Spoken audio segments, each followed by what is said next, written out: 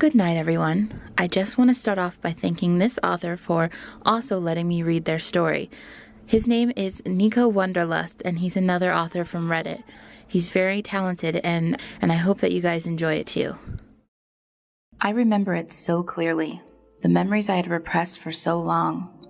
How come my parents never spoke about this with me? How did I forget something so horrifying? To tell you the truth, it's not something I want to be etched in my mind, and I'm not quite sure why it is, but there's nothing I can do about that now.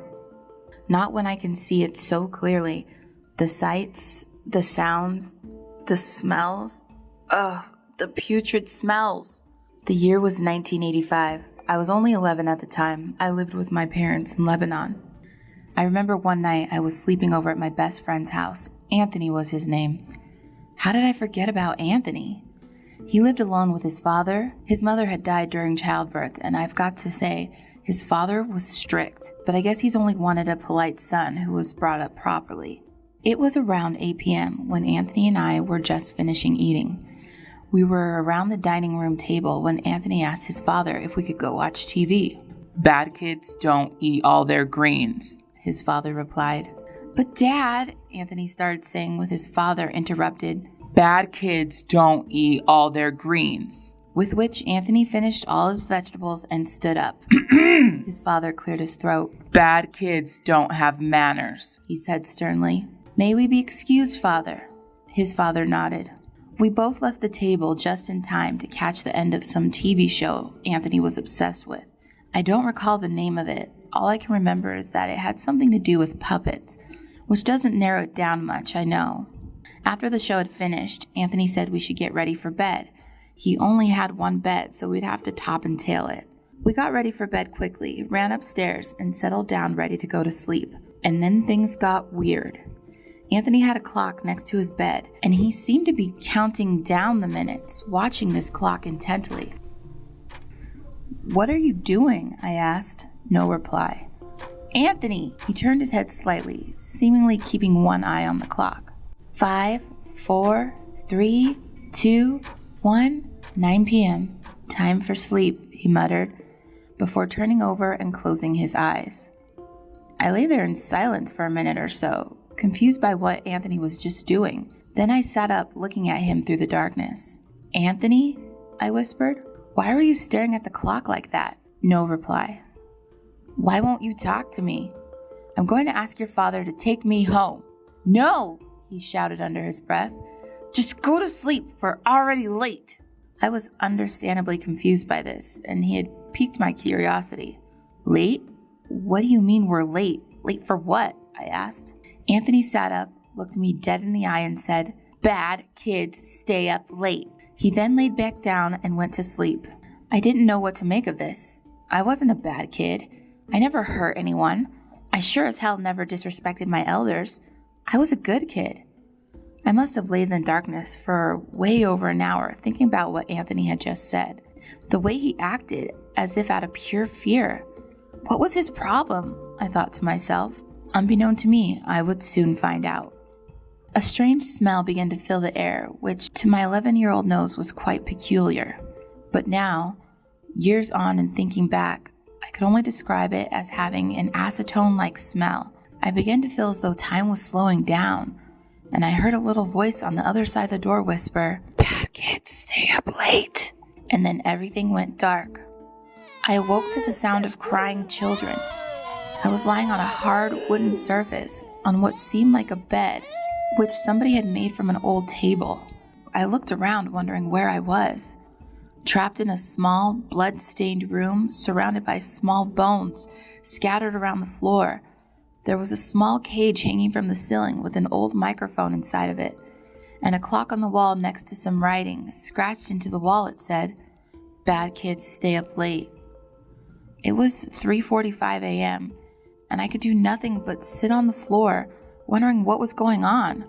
I was terrified for my life, all alone, trapped in that room for hours, before I heard shuffling around outside. The clock read 7 o'clock a.m. I looked through the keyhole, and what I saw made no sense.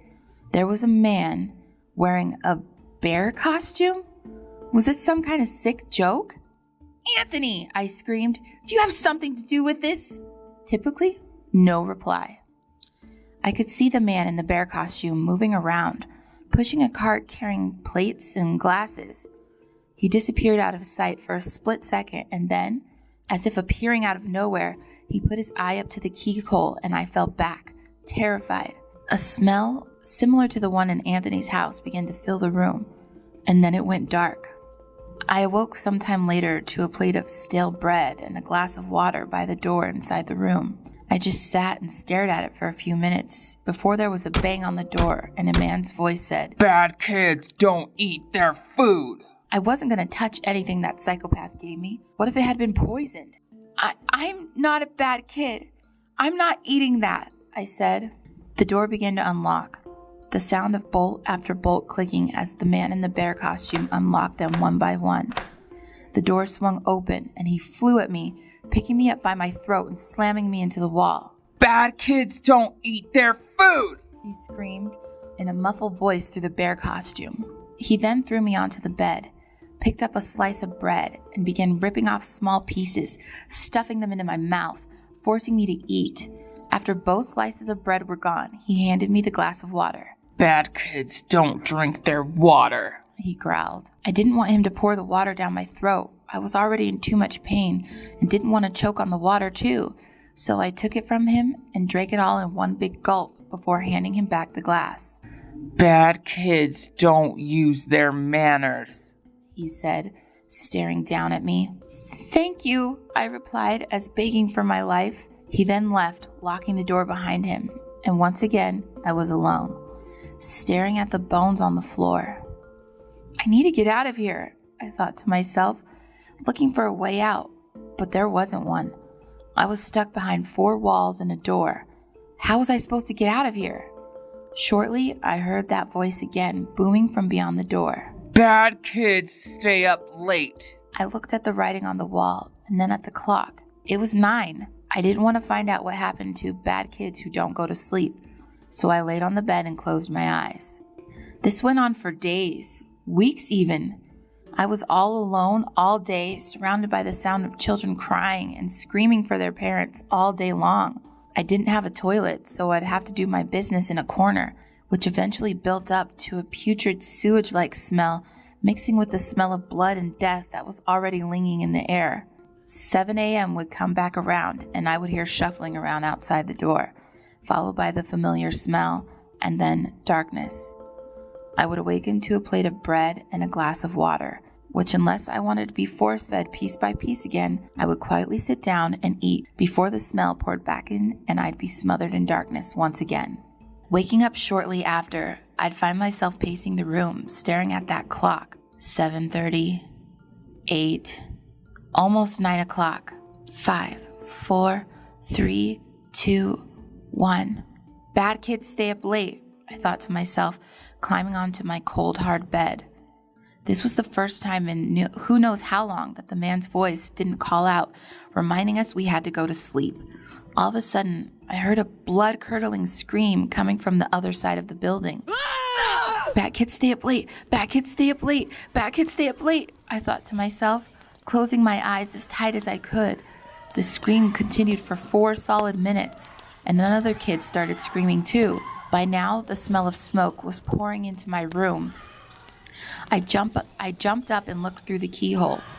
There were piles of burning wooden furniture stacked up against the back wall of the building, through the doors and into the room where I assumed the other children were. I never wanted to get out of this room so much as I did right now. But maybe I was safer in here? I heard the shuffling around outside and instantly ran for the bed, hiding under it, and there it was, my way out. How had I not noticed this before? I mean, the bed was pretty low, but I never thought to look. Here it was the whole time, a vent. I didn't know where it led, and I didn't care. All I knew is I had to get out. I began pulling and scratching at the vent, but it was screwed on tight. I decided to crawl out from under the bed, grabbing the largest of all the small bones scattered about the room. I had to try to jam them behind the vent to break it off. After 4 or 5 attempts, and 3 of the bones breaking into small fragments, the vent came loose, and I wasted no time climbing in.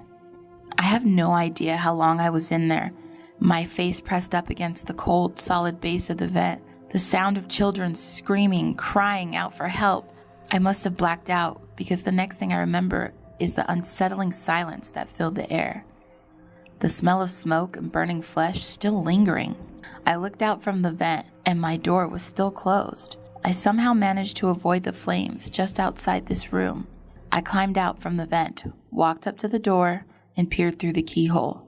The whole place was still. The fire had long since gone out, and there was no sign of life anywhere. This was my chance to escape. Finally, freedom was within reach. I crawled back into the vent and started exploring, frantically searching for a way out, but it was badly damaged. Around every corner was a dead end, or a bend upwards, and there was no way I could climb that. I must have been stuck in that godforsaken place for days. No food, no water, nothing, just the sound of silence, and the rotten stench of excrement and smoke still lingering in the air. The loneliness was driving me insane, and then there it was. That unmistakable sound of shuffling outside my door. I dived into the vent, holding it closed behind me. On the other side of the vent was the sound of somebody forcefully breaking the locks. Was it him?